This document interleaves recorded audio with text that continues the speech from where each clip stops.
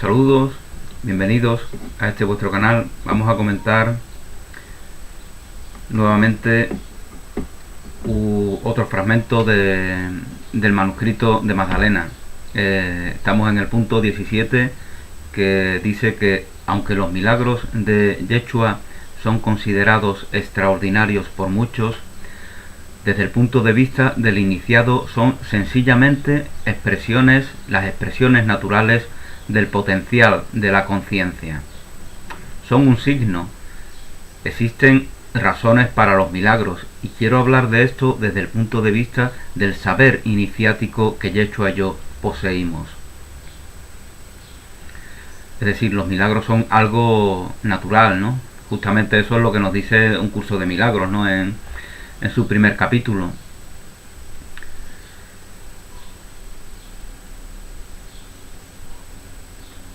El milagro de la vida es algo natural, ¿no? Ya comentábamos en algún vídeo anterior que no nos sobrecoge, no nos estremece, no nos impresiona, como por ejemplo se forma una nueva vida en el seno de una mujer, en el vientre de una madre.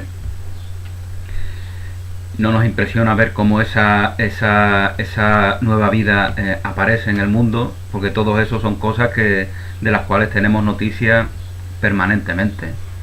Pero que algo así realmente pues es más milagroso que multiplicar panes o que transformar el agua en vino.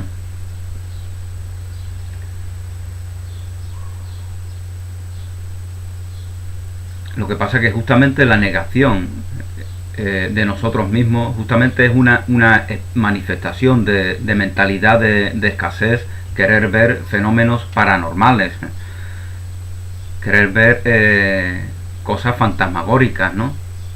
Como si hubiera algo que superara al gran milagro de la vida. No puede nada superar al gran milagro de la vida. No hay ningún milagro superior a ese. Por lo tanto, buscar expresiones milagreras denota esa negación de esa valoración del milagro de la vida. Cuando yo conocí a Jesús, Él ya demostraba los signos. Su nivel de creación era muy alto. Mi cometido era ayudarle a reforzar su cuerpo K para su iniciación final a través del portal de la muerte hacia el alto Dios Horus. Bueno, ya habíamos comentado en algún vídeo anterior que Magdalena nos habla de una serie de elementos que son propios del camino espiritual que ella va transitando. Una serie de elementos formales. No significa que estos sean dioses de una religión pagana. No, esa es la interpretación que un credo dogmático y excluyente hace de otros caminos espirituales, que simplemente los ataca, los niega, los ataca, los ridiculiza, con la idea de imponer un único camino.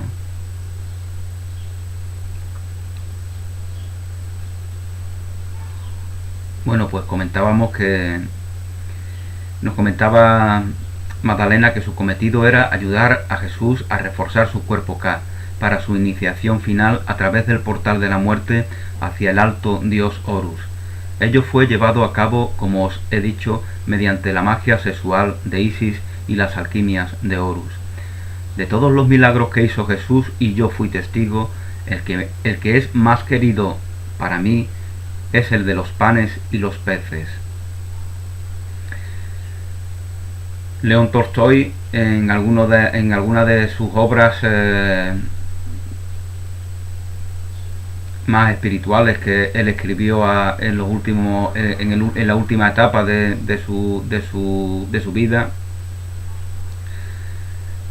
nos da su impresión sobre este milagro, sobre el milagro de la multiplicación de los panes y los peces. Según él, ahí están reunidas miles y miles de personas, y cuando todas ellas ven el ejemplo de generosidad, de liberalidad que están dando los discípulos, compartiendo todo lo que tienen, todos ellos sacan lo que esconden, y entonces parece que ha habido un milagro, ¿no? Ese es el punto de vista de León Tolstoy.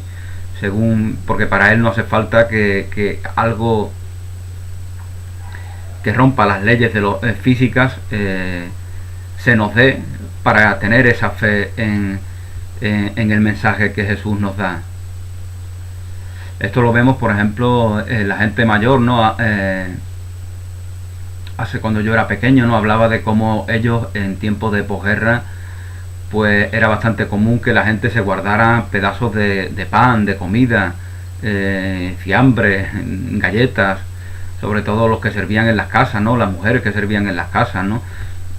Era algo muy común, ¿no? Pero fijaos cómo esa aparente carencia que hay determina que haya una mentalidad de querer guardarse cosas, ¿no? Y entonces a lo mejor en la miseria que aparentemente hay no es tal como parece, porque la gente le mueve el miedo y el miedo te hace guardar cosas. Y si todo el mundo compartiera lo que está guardando, a lo mejor veríamos que no hay tanta escasez.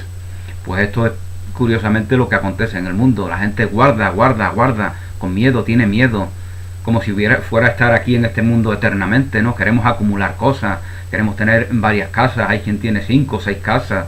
Aquí en España, como no hay leyes que protejan la vivienda, pues hay una serie de señores que tienen decenas, cientos y miles de casas y las tienen ahí abandonadas, ¿no? Y da igual que gane los de la extrema izquierda, da igual que gane quien gane, todo sigue siempre igual, las leyes siguen siendo siempre las mismas, protegiendo a los que tienen muchos, a los que tienen casi todo.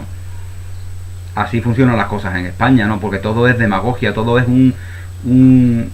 una apariencia demagógica con la cual hay que engañar a los ciudadanos, y los ciudadanos paradójicamente se conforman con eso, y todo sigue siempre igual, siempre las mismas leyes, siempre... Aquí nada cambia.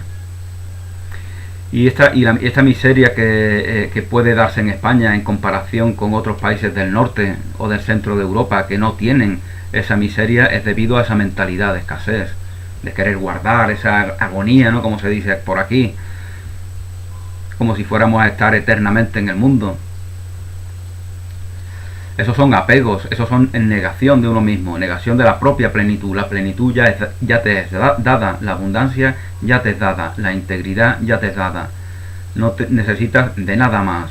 La negación de ti mismo es lo que te hace querer agregarte cosas desde afuera, desde una mentalidad de escasez. Querer robar desde afuera hacia adentro y querer ser testigo al mismo tiempo de la miseria de los demás, para que tú te sientas que lo que tú tienes tiene un valor porque los demás no los tienen. Esta es la mentalidad que ha promovido la Iglesia, que aquí en España lleva 2000 años imperando. Y mientras que no nos demos cuenta, y no es preciso que seamos victimistas, que la acusemos, etcétera, etcétera, simplemente que despertemos y que adoptemos una mentalidad que más nos favorezca. Bueno, pues nos va a hablar Magdalena de ese milagro de los panes y los peces. Fue un día caluroso y muy largo. Los discípulos, María y yo misma, seguíamos al Maestro como de costumbre. Se formó una multitud muy grande que escuchaba atentamente cada palabra de la boca de Jesús.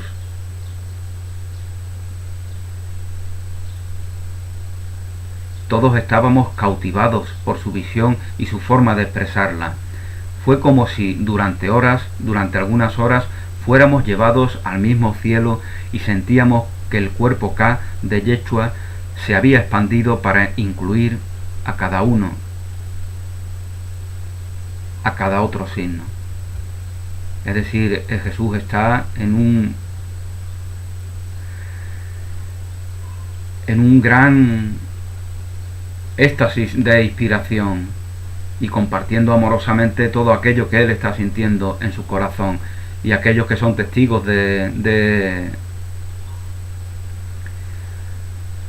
su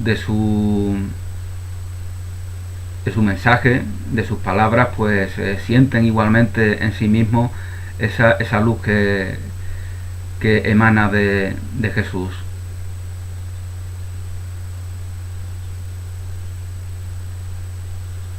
Es como si reviviera su iluminación, y ahora lo hace en público, ante miles de personas.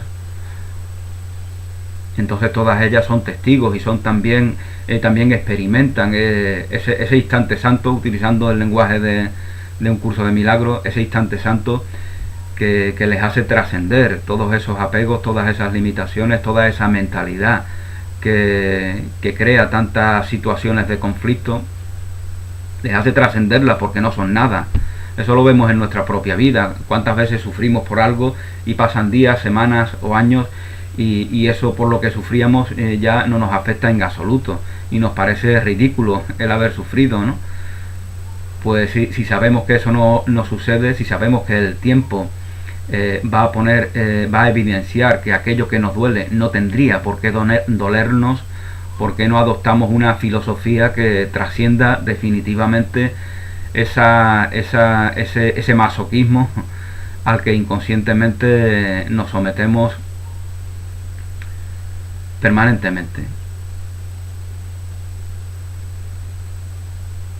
Cuando finalizó su discurso era ya al final de la tarde, y lleno de compasión por ellos, dándose cuenta de que su camino de regreso a casa les llevaría varios días a muchos de ellos, estaban en una zona alejada de sus hogares, porque a Jesús que iba caminando por toda Palestina compartiendo su mensaje permanentemente, pues como ocurriría hoy en día con cualquier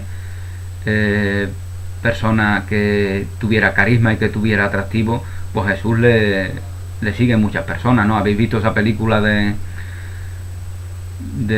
¿cómo se llama? De Forrest Gump, ¿no? Cuando Forrest Gump empieza a correr, ¿no? Y muchos empiezan a seguirle, ¿no? O Peregrina de la Paz, esa mujer que caminaba por los Estados Unidos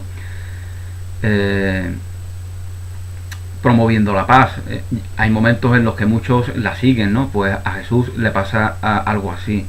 Muchos lo siguen a través de su peregrinaje.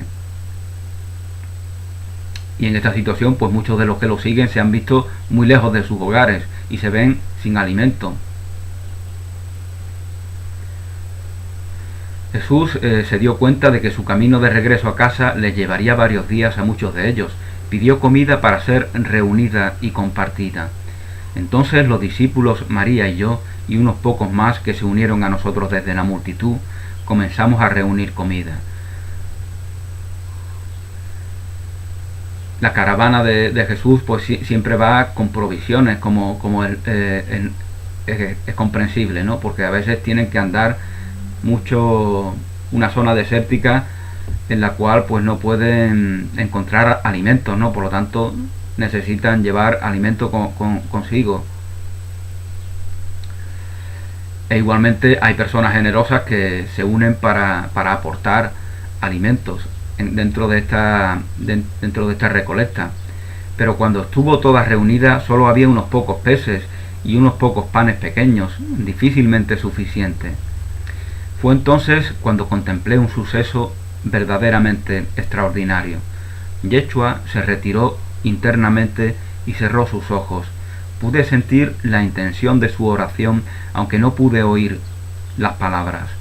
Recorriendo la extensión completa de su diet, desde la base de la espina dorsal hasta el extremo de su cabeza, vi de forma clarividente un relámpago de luz hacia arriba a través de su coronilla, hacia su Ba, su alma celestial.